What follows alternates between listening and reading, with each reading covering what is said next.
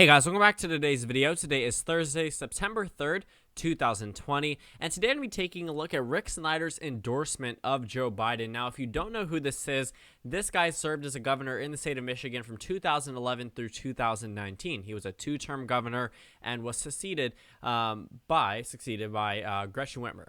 So, when we look at Michigan itself, this is a very interesting state. It was the closest state in the 2016 presidential election. Trump won the state by 0.27%. And, when we talk about how close this race was, it was down to the wire. Michigan was the final state to be called on the presidential level, and rightfully so. In 2012, Obama carried Michigan. He carried it by a pretty significant margin of around 9%. In 2008, Barack Obama carried the state promptly after John McCain had said he was giving up Michigan in late October. So it was Democrat for 28 years, and then Trump walks up and says, you know what, I want Michigan and their 16 electoral votes, and they handed it to him. But it wasn't by too large of a margin. Yes, Trump did much better than previous Republicans, but this race has always been competitive. Obama was just a very particular candidate that made the state seem bluer than it actually was. But in the 2020 election, Trump is nowhere near his margin in 2016. He actually only received a plurality with 47.5% of the vote. Hillary Clinton received 47.2% of the vote. So with Trump's numbers, 4 years ago, it's hard for me to see a map where he could possibly win. The reason why Trump and Hillary were likely under the majority in a number of states was because of third-party voters. But that's another video for another day. But this election, long story short, there are no third-party candidates that are really going to be doing too much damage to either party in this election. So Rick Snyder, why is this important? Well, it's just a number of Republicans and him as an additional one now, endorsing Joe Biden for president. In 2016, Rick Snyder did not endorse Donald Trump. He did not endorse Hillary Clinton either. Now, he's jumping on board the Biden train. Why? Biden is more likable than Hillary Clinton. He's more electable than Hillary Clinton. He has a better track record than Hillary Clinton. He's probably going to win the election. People typically like to be on the winning side. And Rick Snyder, he's a Republican.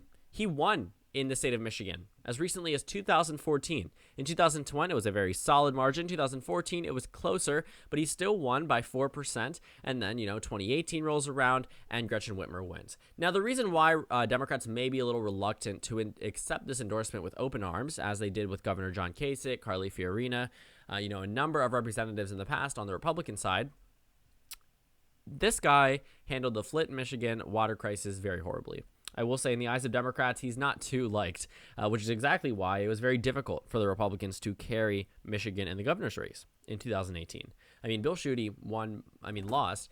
We can actually go ahead and take a look by a pretty significant margin. Yes, it was 2018, but she did better than Rick Snyder did in his Republican wave year. So Michigan went to the Democrats, flipped in 2018, but I will say the Democrats probably should accept almost any endorsement they receive. Rick Snyder could be a possible sway vote in this state. What was the closest state in the 2016 election, with showing Biden up by a pretty significant margin. Let's go ahead and take a look. This is from 538. Michigan's average shows Biden ahead by 6.5%, 7% if you round up. 6.5%. What were the numbers in 2016, might you ask? Hillary was up 3%. So this is outperforming for Joe Biden. If we're rounding, it's outperforming by 4%. And, Michigan itself, the polls have been refined. Data that even was skews to the right only shows Trump ahead by 1% in the state or 2% in the state, which is a really big warning sign. Trump is probably not going to win the same amount of votes as he did in 2016, and that's unfortunate for him. If you're living in, some type of reality where you think Trump has held on to every single voter from 2016, you haven't been paying attention to what we're seeing in America. Your anecdotal response to me saying Michigan is a blue state does not supersede what all of the data is showing. Oh, wasn't the data wrong in 2016? It accounted for it within the margin of error. 538 released an article on Election Day saying Trump only needs a minimal improvement of his polling numbers to win the election. So, whatever rhetoric you were given through Breitbart or whatever news company it was, unfortunately, the real reality of 2016 was that the polls were right in all but 4 states. They were technically right in all but 1, and it wasn't Michigan. And when we think about this election, the polls have been refined. The models have been refined. 2018 was a perfect example. And yes, midterm years are not the same as presidential election years, except this one is. because the Democrats are leading by the same margin on the generic ballot. The Democrats have as much energy as they did this time around. And also, in 2010 and 2014, it wasn't high turnout that led Republicans to victory. It was low Democratic turnout. It was a Republican wave year because Democrats didn't vote. But in any year where turnout is up, Democrats do better. 2018 rivaled presidential election turnout. That did not happen in 2010, and that definitely did not happen in 2014. We saw 40% turnout in the state, a 10% increase from 2014 to 2018. One was a Republican wave year, one was a Democratic wave year. And now the Democrats are leading 6-7% on the generic ballot. For reference, they led by 1% in 2016.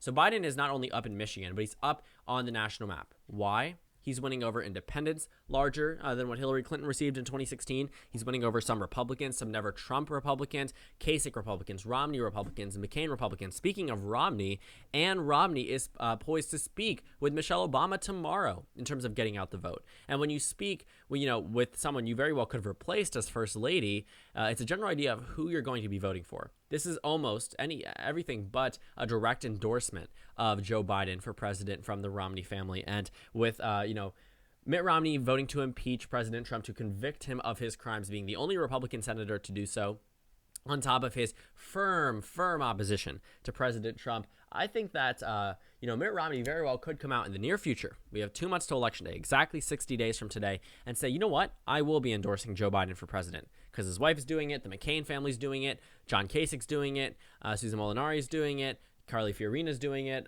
Rick Snyder's doing it now, and all of these hits are happening in states where Trump really cannot afford to lose, because it's not just happening in Ohio with John Kasich, it's not just happening in Utah with Evan McMullin, and what's expected to be the Romney family, or at least firm opposition to Trump winning his re-election bid, maybe not full staunch support for Joe Biden, but we're starting to see it Ohio, Utah, in pockets in key congressional states in New York. We're seeing it in Michigan. We're seeing John Boehner's lack of participation in this election as a warning sign for Republicans in Ohio. Same thing for Paul Ryan in Wisconsin. I mean, a number of notable Republicans have turned their backs on President Trump, whether that's through endorsing Joe Biden for president or just saying, I'm not voting for him. And when a Republican says they're not voting for the incumbent Republican president, either they're not voting entirely or they're voting for the Democrat and they're just too ashamed to say it and they don't want to make their base too angry. So with the closest race from the 2016 election, we see a number of people come out in opposition to Trump. We see Rick Snyder. We see all of these people, and it's just adding up.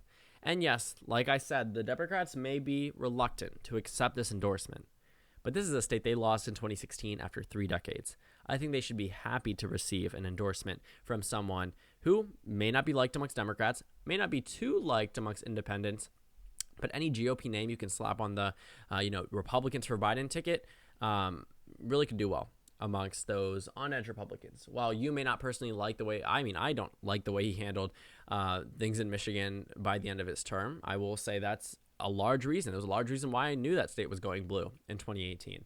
I will say that this endorsement definitely could have an impact on some Republican voters who think he was a very good governor, who didn't vote for Gretchen Whitmer. And, that's around half the population, or 43% of the population in Michigan. So besides that, Rick Snyder is just adding to the list of notable Republicans endorsing Biden for president. And I think this list is only going to continue. 60 days to Election Day, people. I mean, we are getting closer and closer than ever, 2 months out. And, Biden is doing just as well as he is on the national map as he is in Michigan. I mean, we're talking about a difference of 0.8%. It's almost marginal, actually, practically is, because it's less than a percentage point of the difference between the national numbers and the Michigan numbers. So as long as Biden is up on the national numbers, at least by 0.8% or more, he will be up in Michigan if this trend continues. And what I've seen over the past couple of months is that Michigan and the national map are just 1 percentage point off typically, which means Joe Biden is in very, very good company entering into this election. He has the backing of Gretchen Whitmer, the incumbent governor. He has the backing of the only 2 governors that have served from the 2010 onward, the past decade, Republican and Democrat alike. And I think that this election is shaping up to be extremely interesting. And I'm really intrigued to see if Mitt Romney will end up endorsing Joe Biden for president. Because Evan McMullin has, and he received 22% of the vote in the state of Utah.